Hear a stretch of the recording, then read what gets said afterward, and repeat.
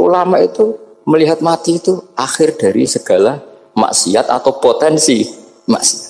Saya termasuk orang yang meskipun masih muda itu gak pati-pati mati. Karena bukan berarti saya mesti soleh, mesti husnul khotimah, ya enggak. Ada istilah mati yang menyenangkan dalam diri manusia. Yaitu Nabi ngendikan, Allahumma ahyini maka natil hayatu khairan li, wa tawaffani maka natil wafatu khairan li.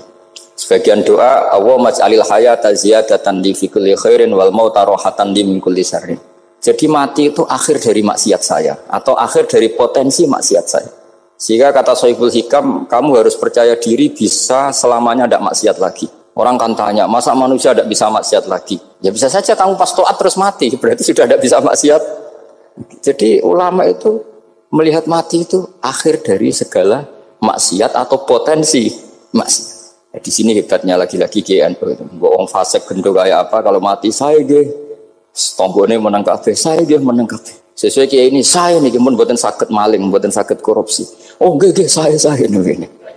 Itu satu ilmu yang luar biasa. Meskipun ya tentu agak ngawur. Tapi itu bagus. Secara ilmu bagus karena al-maut adalah rohatun min kulli syarr. Lagi-lagi yang menyelamatkan itu illa aliman au muta'alliman. Proses belajar mengajar.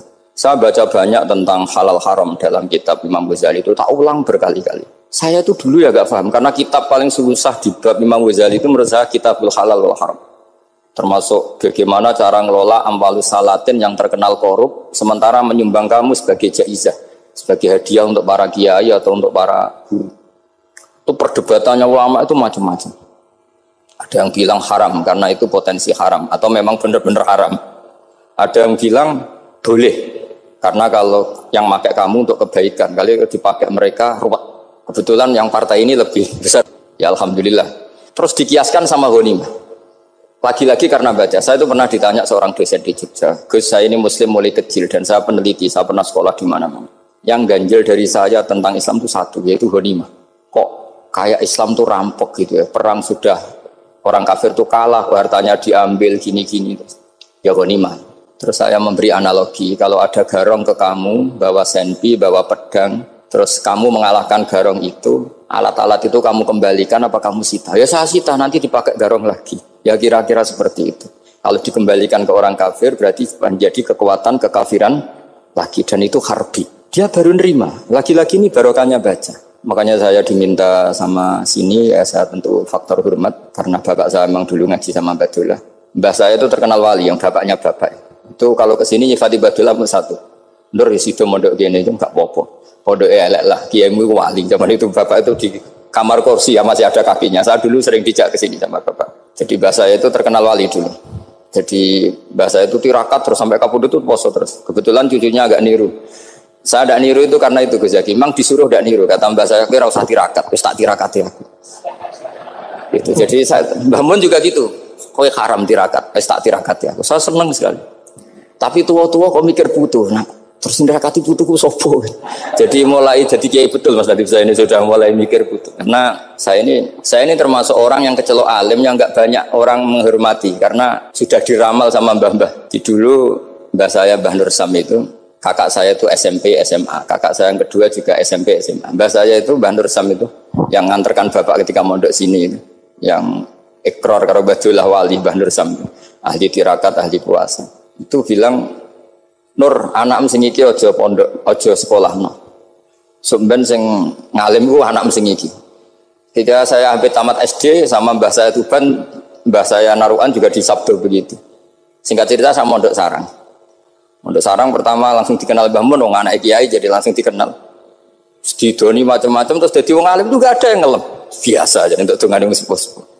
Ya sebenarnya agak kecewa ya, saya inginnya kan dianggap prestasi gitu, ternyata dianggap doanya orang-orang sepuh. Ya, makanya kalau ini kita memiliki ya rodok ya syukurlah sama Bang Mutamakin sama semuanya karena tadi kenapa saya harus cerita ini Quran sendiri mengakui bahwa orang soleh itu diantara aturannya adalah dzurriyyatam ba'duha min ba'd. Meskipun Allah bisa bikin orang soleh dari mana saja tapi yang legitimit itu memang dzurriyyatam ba'duha min ba'd. Dan kata dzurriyyah itu tasmalu auladal inas kata Ibnu Hajar al-Asqalani memasukkan turunan yang dari ibu. Meskipun tentu secara wali nikah atau secara disiplin nasab dari ibu itu tidak ngefek. Tapi dari segi fa'innal irqa jassas, bahwa sistem tubuh kita itu tetap ada gen dari seorang apa? Ibu. Sehingga banyak ulama tafsir mengatakan dzurriyyah itu tasmalu auladal inas. Dzurriyyah itu memasukkan turunan dari apa? Ibu. Bapak saya itu nasabnya nasab wali, jadi mbah-mbahnya itu suka tirakat, suka. Ibu itu nasab kiai. Jadi kalau bapak wiridan itu, kalau istiqomah itu disalahkan sama keluarga ibu. Istiqomah itu salah. Karena ijabu malam yajib, mewajibkan sesuatu yang tidak wajib. Itu masalah secara ilmiah. Mbah Mun itu sering kritik kalau ada pondok kok wajib puasa, wajib merawat itu sering kritik. Itu secara fikih bahaya. Ijabu malam yajib, mewajibkan sesuatu yang tidak wajib. Dan itu kriminal dalam bab fikih. Betul itu, sama cari di Sulam Taufik. Babnya itu ngeri, ijabu malam yajib itu tidak dihitung minal kabair. Dicari sendiri itu di bab Sulam Taufik. Tidak perlu saya sebut, itu parah betul malah cara menvonis Abdullah bin Husain bin Thohir di Sulam Taufik. Ijabu malam yajib. Tapi pondok-pondok yang tirakat tidak kurang dalih. Niki boten majibaken, ngelatih. Boten majibaken tapi napa? Nah, silsilah dari keluarga ibu itu suka ilmu. Sehingga Abdullah bin Mas'ud itu tiap hari itu mensweeping orang yang sering duha. Kalau ada orang duha istiqomah itu disweeping. Awas, harus seminggu sekali, nggak boleh tiap hari. Masa sholat fardu kamu saingi sholat duha? Nggak boleh, fardu tersaingi. Itu Abdullah bin Masyhur, sampean cari di Al-Ghunjah. Sayyidah Aisyah kalau ada orang duha tiap hari dimarahin. Dan itu secara konstitusi ilmu benar karena Nabi Qiyamul Lail Ramadan itu hanya 4 hari yang dipandu. Lainnya itu enggak. Khasyata ayyufradu alaihim kalau dalam sahih takut dianggap fardu. Akhirnya istiqomah itu masalah di keluarga saya yang dari ibu. Nah, kebetulan kita ini suka ada istiqomah akhirnya ya seperti ini. Tapi ini ilmu harus kita bicarakan. Tapi yang istiqomah Bapak itu pengagum Badulah. Bapak itu suka sama istiqomah karena punya guru dulu Ki Zubaidi istiqomah, Badulah istiqomah. Tapi jangan kira Badulah itu hanya istiqomah. Saya punya sanad banyak, mungkin Gus Zaki lebih tahu. Sering saya diceritain Bapak. Badulah itu nak ambek wong fasih nemen-nemen itu ya rapati cocok. Senajan to majibno fasih. Tak takoki iki ngopo. Engko nek ke fasih darane wong awam untuk ganjaran. Mergo macane Quran gak fasih. Padahal untuk ganjaran mergo seneng Quran. Jadi terus tak takoki Bapak, niku saged damel syarat mboten? Ya ora kenek, pokoke ngono. Jadi go ngekrori. Artinya beliau ndak ingin lah gara-gara kita terlalu pakem tajwid kemudian menganggap siapa saja baca Quran salah kemudian tidak dapat pahala. Bisa saja hamalahum ala ayakraul Quran apa mahabbatuhum wa iskuhum wa kada wa kada. Jadi akhirnya saya jadi tahu. Oke, secara makhraj salah tapi iseknya benar, mahabbahnya benar, brontonya benar. Jadi sebetulnya Badulah itu punya sekian makalah tentang ilmu. Hikam juga gitu. Nur nak cah santri ngaji ihya itu jauh oleh. Tapi nak ngaji hikam mojo. Maksudnya beliau entah kalau setelah itu Badulah itu melarang siapa saja santri ngaji hikam itu dilarangnya ada kelas tertentu untuk boleh ngaji hikam. Nah, kenapa saya cerita ini? Karena saya masih ingat betul di antara wasiatnya Mbah Mun itu. Pirroh sebab apa Fatihah kok ihdinas siratal mustaqim bukan siratoka tapi siratal ladzina an'amta alaihim. Dawe Mbah Mun fa inna Allaha ta'ala la ya'kul wa la yashrab wa la yanqih wa la kadza wa kadza. Allah itu tidak makan, tidak minum, tidak tidur. Sehingga kita tidak bisa niru Allah. Tapi yang makan tidur itu manusia. Sehingga kalau ingin dekat Allah ya niru siratal ladzina bukan siratoka. Kita cara tidur niru Kanjeng Nabi, niru ulama, cara makan, cara minum, niru Allah tidak bisa. Makanya bukan ihdinas siratal mustaqim siratoka tapi siratal ladzina an'amta. Maka dalam beragama itu butuh master, butuh panutan. Ya tentu Mbah Mun oleh ngendikan pakai luwet orang-orang kuno. Cara Mbah Mun pakai cantolan. Maka saya punya makalah banyak dari Bapak, dari Mbah Mun, dari Mbah Zubair, dari sampai saya itu hafal sanad sampai Rasulullah SAW. Karena yang bisa mengawal ilmu itu sanad. Termasuk saya di sini bawa kitab Ar-Risalah Al-Qusairiyah. Nanti saya baca beberapa panutan kita. Di sini ada Abdul Qasim Al-Junaidi, ada Abu Yazid Al-Bustami, ada banyak ulama yang ditulis Ar-Risalah Al-Qusairiyah. Dan itu yang membentuk Imam Ghazali, kitab Ar-Risalah Al-Qusairiyah. Tapi sekarang kita ini tidak belajar lagi tentang tasawuf. Tasawuf itu Abdul Qasim Al-Junaidi jadi wali itu bukan wiridannya terlalu banyak, enggak. Beliau pernah bikin satu kalimat yang menjadikan Allah itu ridho. Kalimatnya begini, kalau malam beliau wiridan gini, ya Allah, kenapa engkau ngasih rezeki saya? Padahal engkau tidak butuh saya. Kalimatnya sederhana. Kalau seorang majikan ngasih servis sama karyawannya, memang butuh pekerjaannya.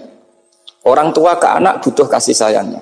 Tapi engkau ini zat yang tidak butuh saya, tidak butuh kita. Ngapain ngasih?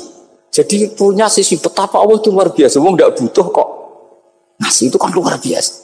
Jadi karena mensifati seperti itu Allah itu ridho. Itu luar biasa. Normalnya orang memberi itu kan, apalagi orang memberi kiai itu kacau sekali. 1.000 jaluk swarga. Salam template 1 juta wae jaluk apa? Swarga itu parah lagi. Nanti kalau enggak masuk surga diundat-undat. Itu ngeri lagi itu 1 juta minta apa? Surga. Sayyidina Ali itu diantara sebabnya beliau dekat Allah itu karena muamalahnya sama Allah itu benar. Di antara muamalah itu yang diriwayatkan di kitab Ar-Risalah itu syariah adalah masyhur. Kafani izzan antakuna li rabban wa kafani fakhran an aku nalaka abdan. Tiap malam ya beritanya itu. Ya Allah, saya sungguh sangat mulia karena engkau yang jadi Tuhan. Coba kalau saya dituhani manusia yang mati atau dituhani siapa yang mati juga. Wa kafani fakhran an aku nalaka abdan. Saya ini bangga sekali karena jadi budakmu, jadi hamba zat yang tidak mati. Jadi pakem-pakem yang menjadi masyrab kalau dalam bahasa tasawuf itu yang menjadikan wali. Sehingga yang dikatakan ibadah itu apa? Ma'rifatullah, mengenali Allah secara benar. Jadi jangan kira wali-wali dulu terus terlalu istiqomah, ada juga. Mereka punya pakem yang menjadikan Allah itu ridho. Saya beri contoh nih di sini banyak makalah nanti saya beberapa baca tabarruk. Banyak riwayat dari orang-orang sufi. Nabi Ibrahim itu pernah ketemu orang Majusi. Beliau terkenal sakhok, terkenal sakhiyah. Ketika ketemu orang Majusi, ya Ibrahim saya ini sehari saja ngasih makan saya. Kamu kan tukang ngasih makan orang. Terus ya tapi bisarti antus 5 kamu harus Islam. Fakihnya Nabi Ibrahim adalah kalau saya menolong dia berarti nolong orang kafir. Setelah orang itu lewat berlalu karena Nabi Ibrahim gak mau hormat, Allah memberi wahyu ke Nabi Ibrahim. Kenapa ya Ibrahim tidak kamu terima 1 hari, kamu kasih makan 1 hari? Ya karena dia Majusi. Kata Allah, dia umurnya berapa? 60 tahun. Tanyakan, pernah kelaparan kan hanya hari ini? Iya ya Allah. 60 tahun dia kafir tak kasih makan. Minta kamu sehari aja kok gak boleh. Akhirnya Nabi Ibrahim dipanggil orang Majusi, dikejar dipanggil. Ayo tak kasih makan 1 hari. Kok kamu sekarang jadi baik? Habis ditegur Tuhan. Terus kata, ahakada yu'amiluni. Apa seperti itu Tuhanmu mengu'alamalai saya? Ya na'am. Akhirnya Islam orang Majusi. Jadi itu lagi-lagi ilmu. Jadi yang dikatakan ilmu itu satu teori atau kalimat atau apa saja yang menjadikan kita ini pakem. Meskipun pakem itu kadang sulit diterima orang-orang khusyuk. Orang khusyuk itu ya nyun sewu ada sisi nakalnya. Makanya Mbah Mun sering gaya jargon masyhur. Zada khusyuan, zada jahlan, tambah khusyuk tambah bodoh. Bukan bodoh dengan makna salah itu enggak. Memang kadang terus anti ilmu. Misalnya gini, ini contoh yang karena saya ini mengkhidmati ilmu, saya beri contoh yang urusan ilmu. Ada orang sujud diinjek orang fasik, kepalanya diinjek orang fasik. Terus si orang yang sujud tadi ini ada di Sahih Muslim juga ada di Ihya. Wallahi la yaghfiru laka. Pakai sumpah, wallahi la yaghfiru laka. Allah langsung mewahyukan ke Nabi fi hadzal zaman, fi tilka zaman atau fi dzalika zaman. Man dzalladzi yata'alla alayya alla aghfira li fulan qad ghafartu lahu wa ahbattu amalak. Katakan ke orang itu, siapa yang mencatut nama saya yang hanya berstatus tidak memaafkan?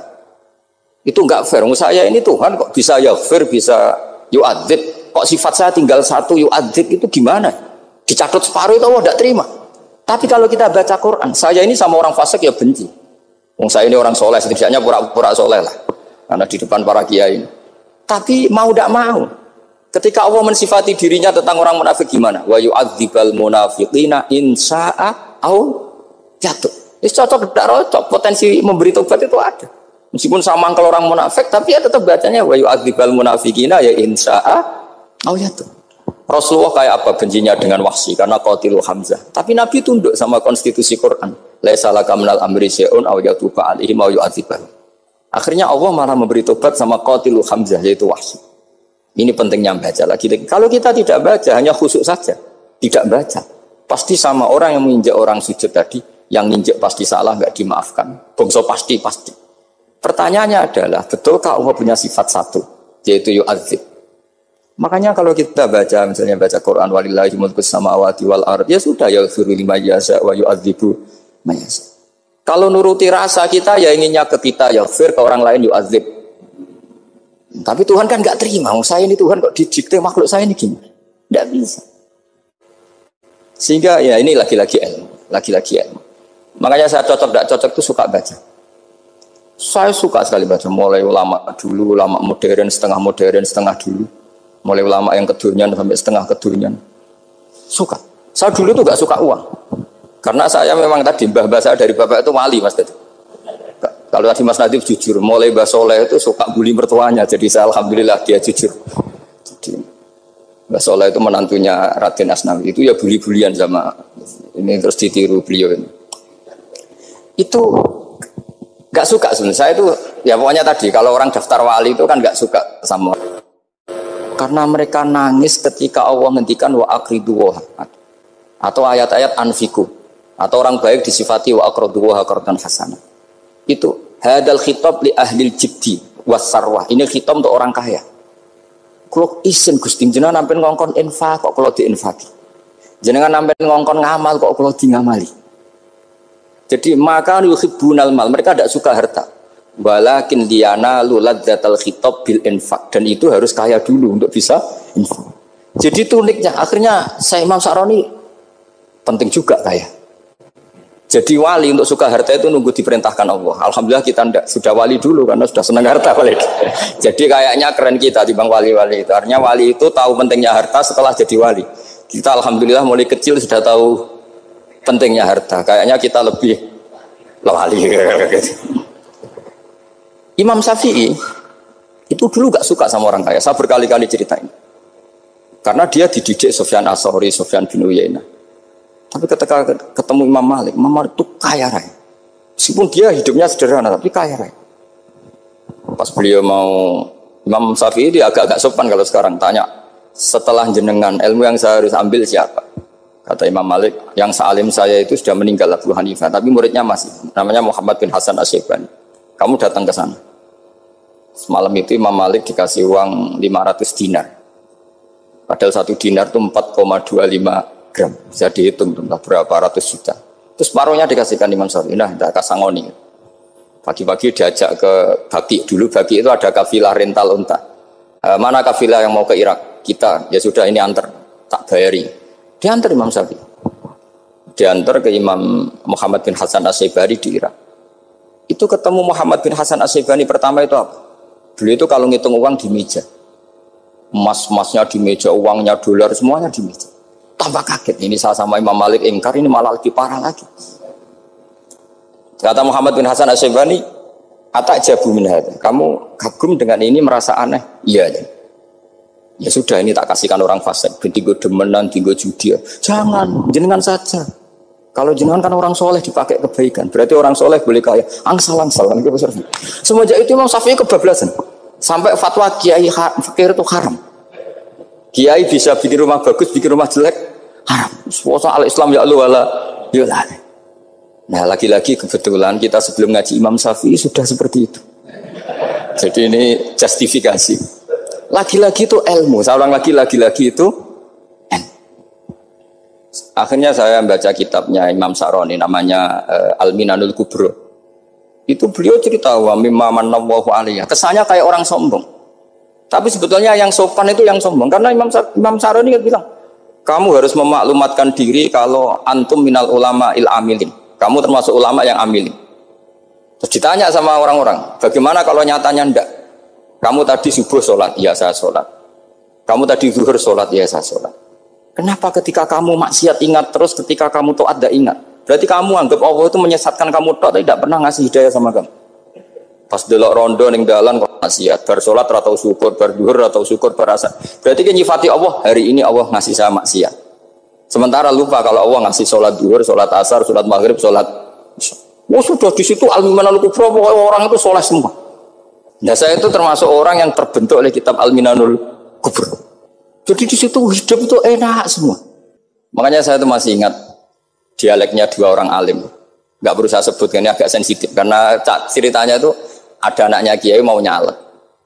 Karena dia anaknya Kiai tanya, Mbah dalilnya nopo nanti yang kepengen jadi jabatan, mencari jabatan itu sah.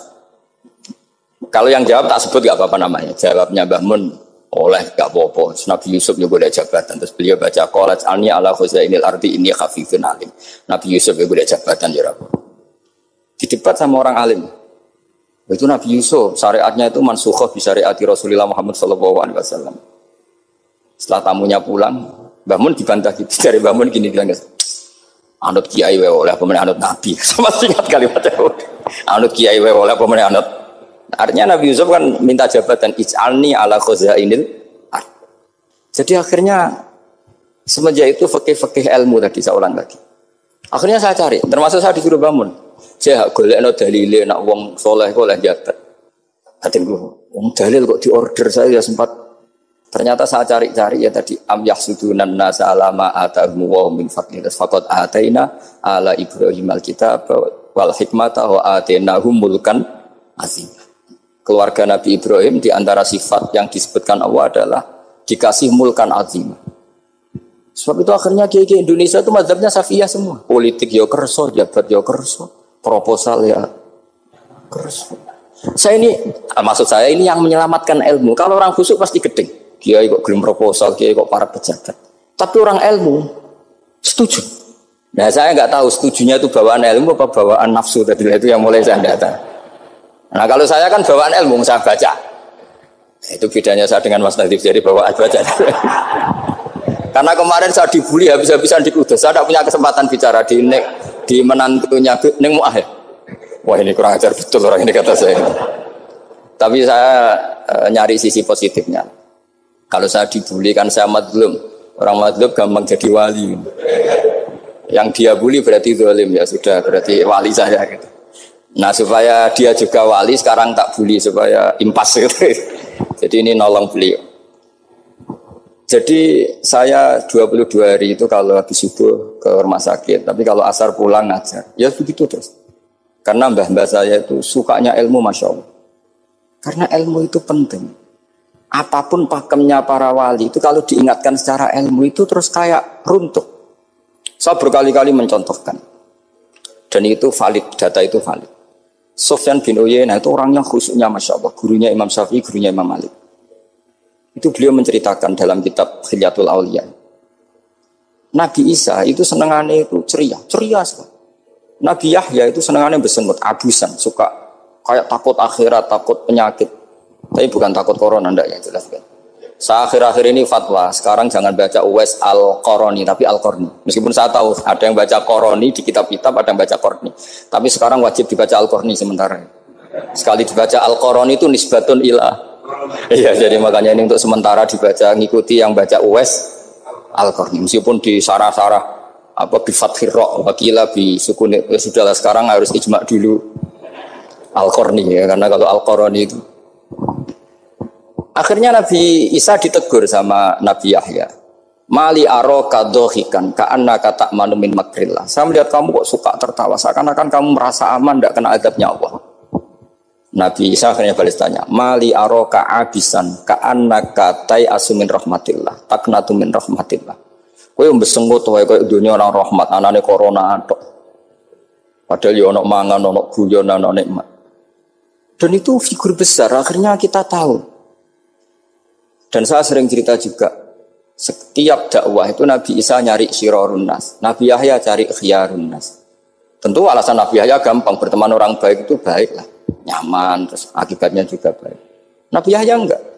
Limada tanzilu ala syirarin nas. Kenapa kamu singgahnya ke orang-orang yang buruk? Ana tabibun udawil marto. Saya ini dokter, tentu menyembuhkan yang sakit. Akhirnya terus di Indonesia banyak kiai yang kancanan orang fasik ya banyak. Tapi ya tentu yang benar itu yang mensolehkan yang fasik. Yang mesti salah yang menjadi fasik karena ketularan yang. Tapi itu lagi-lagi apa? Ilmu yang bisa menjadikan kita percaya itu ilmu. Saya tuh suka sekali baca kitab yang berbeda. Saya sekarang baru belajar kitab orang-orang Hanafi, orang-orang Maliki. Saya kemarin dikirimin hadiah oleh keluarga Pak Kures. Ada tanda tangannya Pak Kures dari Habib Ali, dari keluarga beliau. Ciri kitab namanya itu Sarah Bukhari, yang dikarang orang India, orang modern, Anwar ya, Kiai Anwar Shah, orang-orang India ya orang Shah.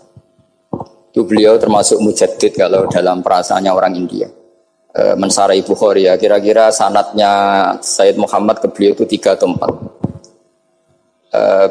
Beliau termasuk orang-orang yang bisa membentuk India seperti itu. India kan banyak syurahul hadis, termasuk Waliullah Ad-Dahlawi, terus Syekh Yusuf Al-Kandahlawi, banyak lah saya.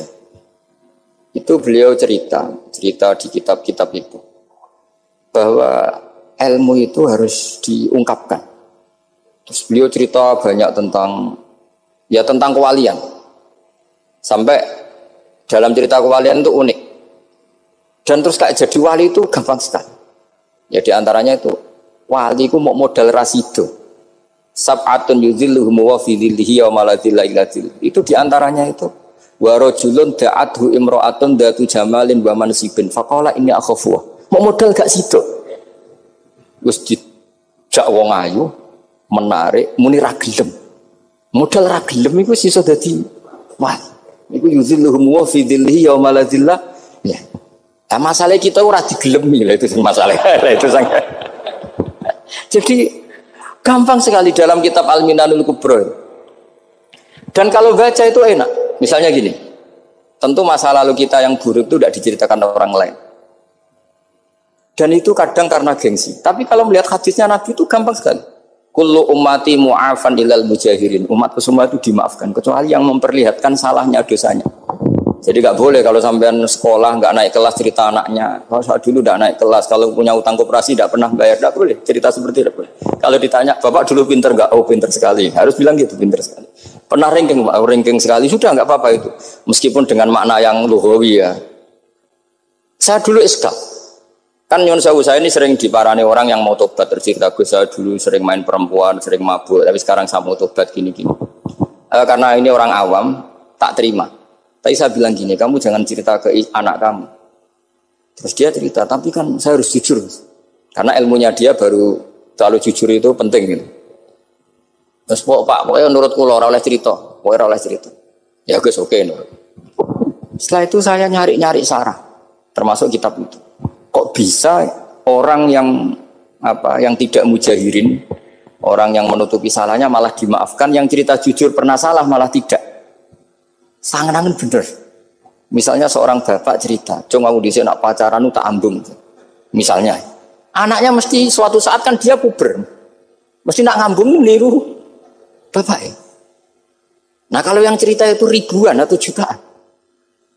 Cung aku zaman yang pondok iku rezekiku kok bodoni. Kan terus jadi syariatun muttaba'ah. Apalagi yang cerita ini ternyata jadi kiai, ternyata gitu ya tetap jadi kiai. Jadi kalau pura-pura soleh di rumah pura-pura soleh, seakan-akan di pondok tidak pernah kodok, tidak pernah setor meluntir, tidak pernah apa kan? Katanya, lalu lucunya, oke itu alasan. Alasannya Imam Ghazali itu paling masuk akal. Ini saya cerita. Illa aliman barokahnya baca Imam Ghazali. Fa inna Allaha ta'ala yakrohu zuhurul ma'asi. Wa min asbabi zuhur adalah al-mujaharah. Karena Allah itu gak suka maksiat itu begitu kelihatan. Dan awal dari kelihatannya maksiat adalah semua orang cerita. Akhirnya maksiat dianggap biasa saja. Jadi kalau semua orang cerita zaman mondok nakal itu akhirnya semua orang yang nakal, oh itu niru kiai ini karena ini niru kiai. Kan repot. Tapi kalau semua kiai sok suci atau suci betul, dan semoga ya suci betul, kan yang maksiat yang mau maksiat ini nggak punya alasan karena masternya tidak pernah maksiat. Meskipun sebagian yang sultan nggak pernah konangan, nggak tahu pokoknya yang penting seperti itu. Itu hebatnya konsepnya. Saya dulu ya iskal loh. Kok? Ya tadi kullu ummati mu'afan illal mujahirin. Saya dulu eskal. Tapi setelah baca Ihya kata Imam Ghazali, karena Allah itu enggak suka zuhurul ma'asi. Allah enggak suka kalau maksiat terlalu muncul. Dan termasuk sebabnya muncul adalah setiap orang jujur menceritakan masa lalunya. Sebab itu kita sebagai orang Islam yang entahlah istilahnya apa. Kalau istilahnya Mas Nadib Islam Nusantara atau moderat macam-macam lah. Saya termasuk orang yang sebetulnya ingin gak setuju, bukan karena menentang. Nanti ngapalkan firqahnya kebanyakan. 72 aja ngapalkan banyak ditambahi Islam moderat, Islam garis. Apalagi itu? Oh garis lurus. Ada yang lagi lucu. Ya macam. Tapi setelah saya ulang lagi, setelah baca banyak, itu akhirnya menjadi tahu. Karena apa ya? Fitrah salimah kita. Misalnya gini, ada cerita di kitab-kitab. Nabi Musa pernah istisqa enggak mandi. Kan enggak terima, dia seorang nabi kok istisqa enggak mandi. Saya ini kalimuka ya Allah, kenapa doa saya enggak mandi? Terus kata Allah, inna fihim namaman, di antara yang berdoa sama kamu yang istighosa kubro itu ada yang namaman, tukang adu-adu. Nabi Musa ngajarin Tuhan. Ya Allah kan gampang, kasih tahu dia siapa tak usir supaya tidak ikut istighosa, akan selesai. Terus dari pengiran lucu.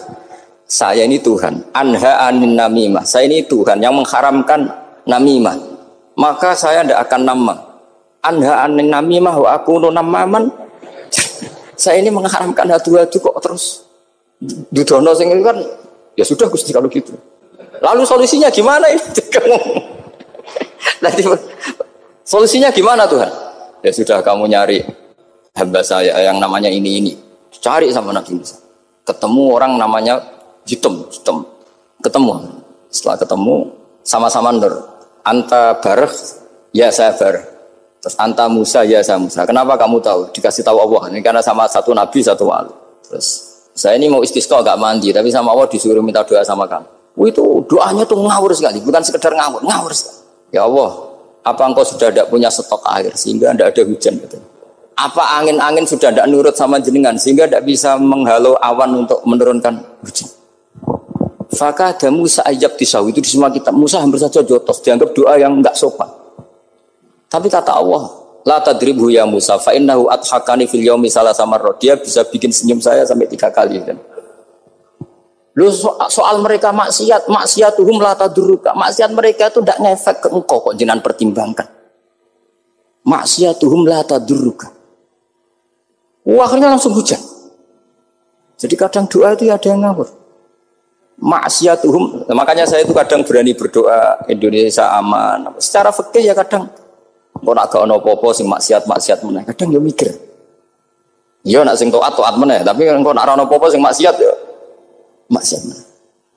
Saya pernah ketika Jogja sering gempa itu pernah mau berdoa.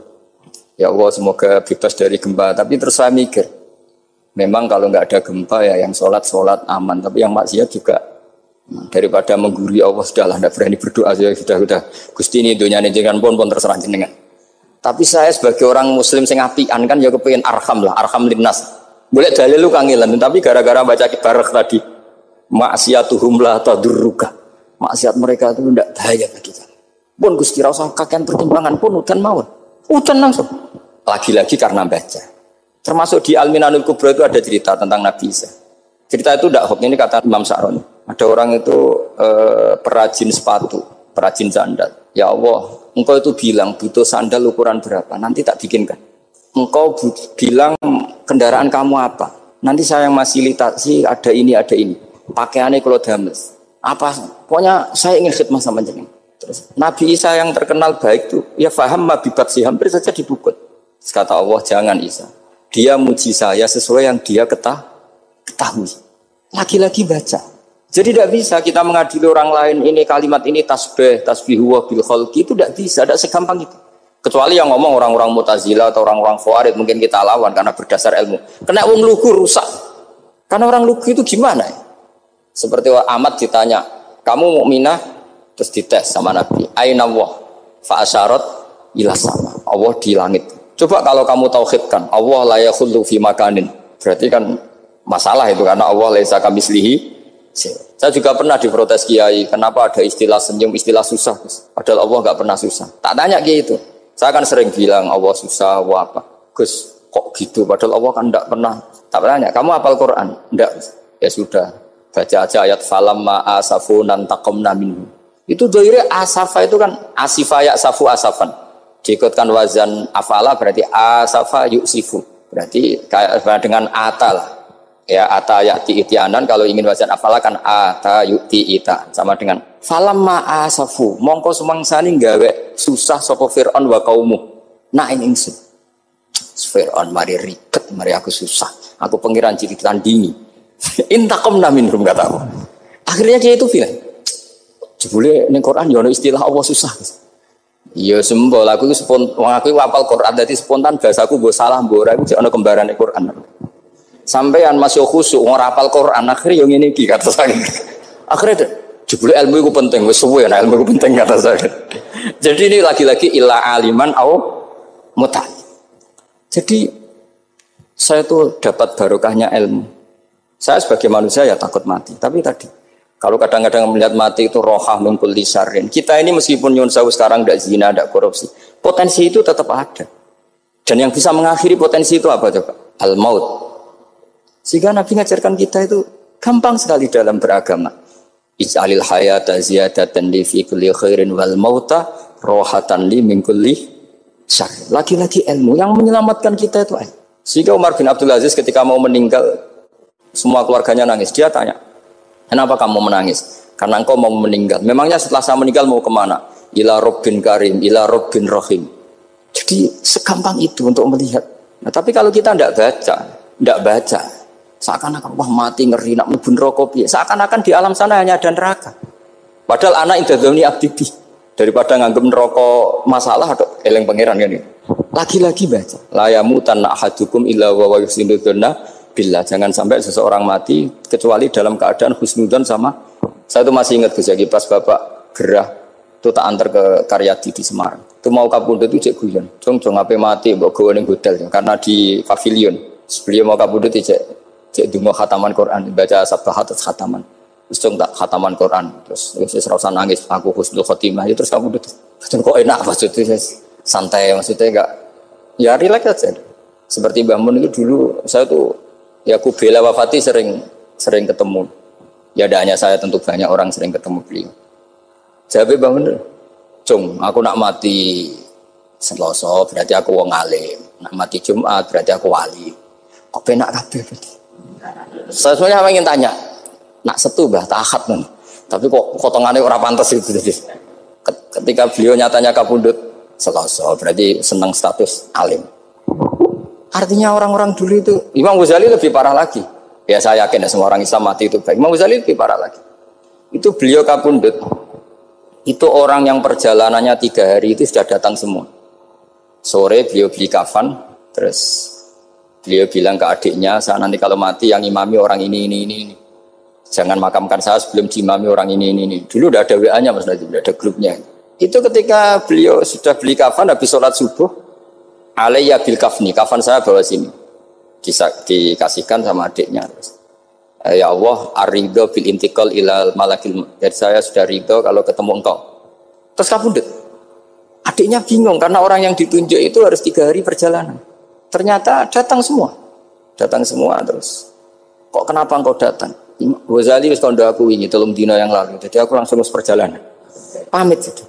Lalu kubu sebelah ini cerita Mas Nadi yang tukang tukaran sama kubu sebelah itu Mas Nadi. Kalau saya ini orang baik gak suka tukaran berarti. Yang aku orang baik itu penting cara kita Al-Minanul Kubra karena kalau ngaku orang elek berarti kenangannya Allah sama kamu itu bikin elek, tidak bikin baik. Itu cara pikiran Imam Sa'roni dalam Al-Minanul Kubra. Kamu kan boleh mengatakan saya habis makan, habis minum. Artinya apa? Kamu habis dapat nikmat. Kamu harusnya juga bilang saya habis ngamalkan ilmu, saya habis dapat hidayah. Wong tadi kamu ya sholat subuh, kamu ya baca Quran. Susah ya opo sing ngakoni tahu apik cara Imam Sa'roni gitu. Senengane kok kalau mau bermaksiat berdelok wong wedok. Memangnya Allah mau amalah mbek kowe mau elek tok atau mau amalah apik? Ini rada provokator, tapi ini cerita ilmu, Makanya saya kenapa tetap hormat Mas Adib karena provokator meskipun itu asli, enggak karena baca. Kalau ini asli memang suka sombong memang asli.